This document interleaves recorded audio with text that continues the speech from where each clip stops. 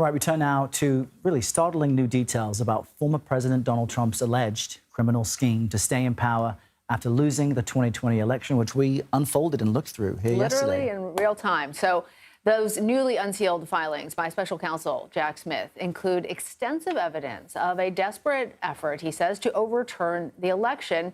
And it charges the former president fundamentally, he says, denies. The 165-page report is split into 4 parts: the evidence against Trump, the legal issues with presidential immunity, how Smith's evidence is not protected by immunity, and what the government is asking the court to do. Now, in an interview with News Nation just last night, Trump called Smith a deranged person. He called the filing pure election interference and went on to say, in part, this was a weaponization of the government, and that's why it was released 30 days before the election.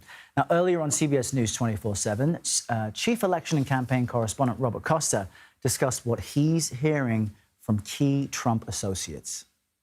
It is January 6th that keeps hovering over this campaign, whether it's that vice presidential debate in the exchange between Governor Walz and Senator Vance, or this latest filing from Jack Smith. And our latest reporting at CBS News says that former President Trump is angry about Jack Smith. He believes that the Justice Department is aligned against him with Democrats to stop him from winning the White House once again. And this is fueling his grievance about the political and legal establishment and really setting the scene for a potential protracted fight post-election, especially if Trump is defeated by Vice President Harris, based on my conversations with Trump confidants.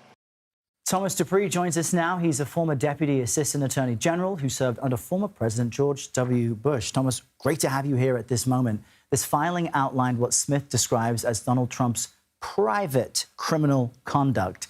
Explain how the evidence alluded to in the documents helps support that, and how serious and sobering this should be for all of us. Well, I think it does paint a very serious and sobering picture of the events surrounding January 6th. What Jack Smith did was basically lay out an evidentiary roadmap. He put his cards on the table and he showed the court and now the public a lot of the evidence that he intends to present to a jury if and when this case ever goes to trial. He tried to paint what the former president did as a scheme of private criminal conduct. The reason why that's important is because the United States Supreme Court has basically said that Trump is immune from prosecution for his official acts, his public duties. So that's why Jack Smith wanted to go the extra mile in persuading the district judge that these alleged crimes involve private conduct and therefore they can provide a basis for a criminal prosecution of the former president. And on that, the special counsel has this extra hurdle because not only does he has to show that he has the evidence, but he also has to deal with this question of presidential immunity that in many ways the Supreme Court kind of kicked back to the lower court here. In your opinion, with this 165-page filing and much of it devoted to questions about presidential immunity, does it appear that Smith has met that criteria?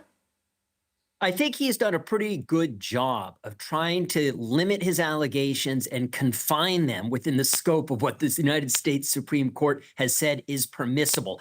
Did he achieve it 100%? Maybe not. It's possible that the district judge is going to say, look, I think we need to scale some of your case back here and there. But I do think the bulk of what he wants the district court to authorize, she is going to authorize. But keep in mind, the district judge is not going to be the final say in all of this. I am certain that regardless of what she decides, this case is going to go back up on appeal and very well may reach the United States Supreme Court again. But so for Thomas, for viewers watching at home, what does this mean for them? Because according to this timeline, it's not going to be settled before the election.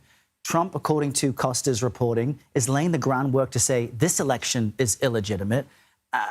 So what should we all make of this? Well, to your point, everything turns on this election. If former President Trump wins the election, the first thing he's going to do on January 20th when he takes office is to fire Jack Smith, and this prosecution comes to an end. If Trump loses the election, well, then we're in a different world. Presumably, Jack Smith's prosecution will continue, and we will begin what probably will be a long march back up to the United States Supreme Court before this case ever sees the light of day in a trial courtroom and goes before a jury. So we are still a long way off from a potential trial in this case if it ever happens. And depending on how folks feel, make sure you turn out and vote. Thomas Dupree, thank you very much. Thank you.